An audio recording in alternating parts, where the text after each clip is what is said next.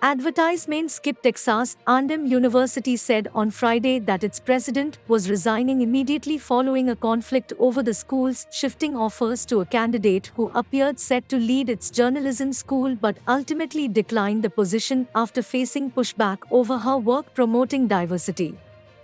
The president, M. Catherine Banks, submitted a letter of retirement late on Thursday, in which she said that the negative attention over the journalism director, Kathleen McElroy, was a distraction for Texas A&M, one of the largest universities in the country.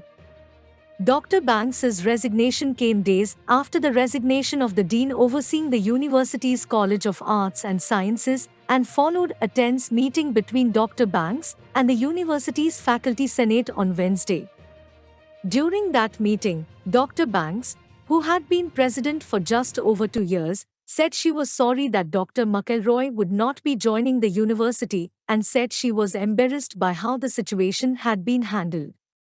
But she also suggested that she knew little about the details of what had led to the shifting offers made to Dr. McElroy, a former New York Times editor and professor of journalism at the University of Texas.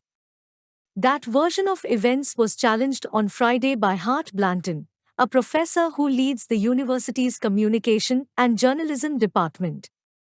He said Dr. Banks had actually injected herself into the process atypically and early on and that she had misled the faculty senate about her role.